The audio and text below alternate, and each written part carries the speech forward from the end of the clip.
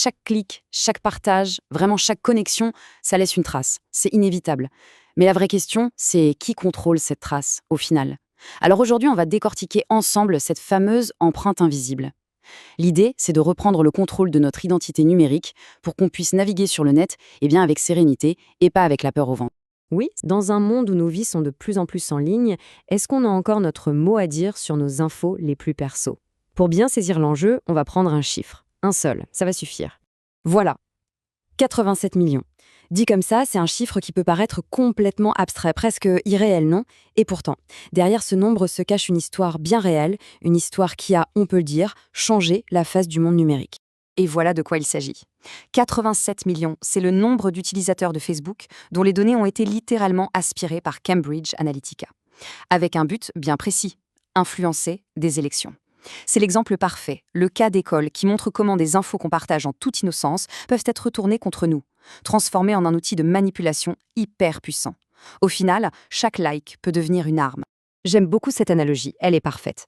Imaginez un peu, si Internet c'était un immense parc public, plein de monde, est-ce qu'on irait se planter au milieu de la foule pour crier son numéro de carte de crédit? Bien sûr que non, la réponse est évidente. Et pourtant, c'est un peu ce que beaucoup de gens font en ligne, souvent sans même s'en rendre compte. Le réflexe de prudence qu'on a dans la vraie vie, il devrait être exactement le même en ligne. Bon, pour bien se protéger, la première étape, c'est d'apprendre à se repérer dans ce qu'on pourrait appeler un véritable champ de mine numérique. Et la règle numéro 1 pour ne pas sauter sur une mine, c'est simple, il faut savoir où elle se cache.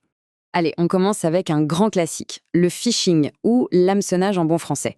Qui n'a jamais reçu ce fameux mail un peu stressant, soi-disant de sa banque ou du service des impôts?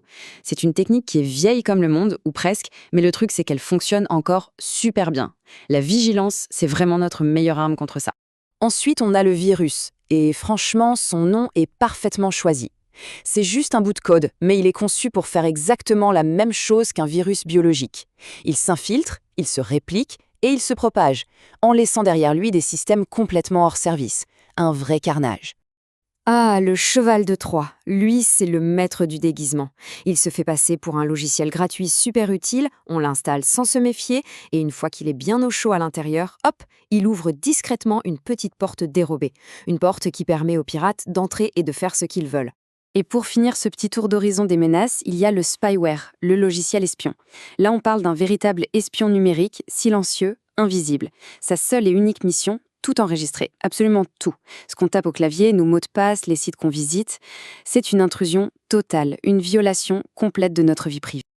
Ok, je sais, le tableau peut paraître un peu sombre, je l'admets. Ça fait un peu peur tout ça.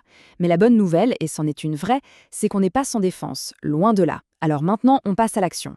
On va voir comment construire son propre bouclier numérique avec des gestes simples mais qui sont redoutablement efficaces. Et il faut savoir qu'en Europe, on a de la chance, la loi nous protège. C'est le fameux RGPD. Et ça, c'est comme avoir de véritables super-pouvoirs numériques. On a le droit d'accès. Ça veut dire qu'on peut demander à n'importe quel site « Et qu'est-ce que vous savez sur moi ?» On a le droit de rectification pour corriger une info fausse. Et puis, il y a le fameux droit à l'oubli, le droit à l'effacement, pour dire tout simplement « Effacez tout, oubliez-moi ». Et le plus beau, c'est que bien souvent, un simple email suffit pour exercer ces droits. Ce sont des leviers vraiment puissants, il faut les connaître. Bon, la toute première ligne de défense, le truc de base, c'est le mot de passe. Alors, on oublie tout de suite les dates de naissance, le nom du chien ou 1, 2, 3, 4, 5, 6. Regardez la différence. À gauche, un mot de passe super faible. À droite, un truc qui a l'air complètement impossible à craquer. Et pourtant, il y a un secret tout simple derrière ça, la passe-phrase. La question, c'est comment on peut bien retenir un code pareil? C'est là que toute l'astuce réside. Ce mot de passe imprononçable, il vient en fait d'une phrase toute bête, un mot de passe facile à retenir, mais 13 caractères. On prend juste la première lettre de chaque mot, on rajoute un ou deux symboles, une majuscule, un chiffre, et voilà. On obtient un mot de passe qui est un vrai casse-tête pour un ordinateur, mais qui est un jeu d'enfant à mémoriser. Parlons un peu connexion. Le Wi-Fi public gratuit, dans les gares, les cafés, c'est super tentant, on est d'accord? Mais il faut vraiment le voir comme une place publique bondée de monde. N'importe qui peut écouter aux portes, tendre l'oreille.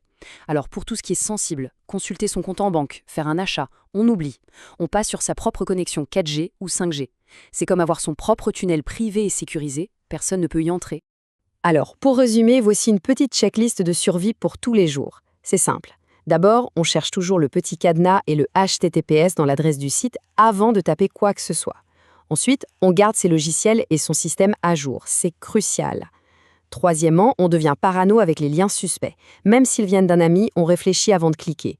Et enfin, pas besoin d'installer 10 antivirus. Un seul, un bon, bien à jour, ça fait parfaitement le travail et c'est la meilleure garantie.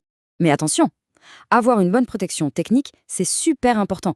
Mais ce n'est que la moitié du chemin. Parce que la sécurité numérique, ce n'est pas juste une histoire de logiciels et de mots de passe. Non. Les menaces, elles ne visent pas que nos données. Elles visent aussi notre bien-être, notre psychologie. Et ça, c'est hyper important d'en parler. Parce que derrière chaque écran, il y a un être humain. Regardez ce chiffre. 1 enfant sur 3. C'est la proportion d'enfants en Belgique qui disent avoir déjà été victimes de cyberharcèlement. Ce chiffre, il donne le vertige. Il nous rappelle que les blessures numériques, elles, sont bien réelles. On l'a vu avec des phénomènes comme le hashtag anti-2010 sur TikTok, qui a créé une angoisse terrible chez des milliers de jeunes. 500 000 euros. Non, ce n'est pas le gros lot du loto. C'est ce que ça coûterait pour faire évoluer un seul personnage au niveau maximum dans le jeu Diablo Immortal. Ce chiffre est juste délirant et il nous montre parfaitement la mécanique hyper bien huilée des microtransactions. Tout est conçu pour nous rendre accros et nous pousser à dépenser encore et toujours plus. Et puis, sur les réseaux sociaux, il y a le royaume des challenges. Ça peut être génial, pour la bonne cause, comme le Ice Bucket Challenge, on s'en souvient, mais ça peut aussi être terrible, comme le jeu du foulard, qui est tout simplement mortel. Ça nous montre une chose, il est absolument vital de réfléchir, de développer son esprit critique avant de se lancer tête baissée dans une tendance.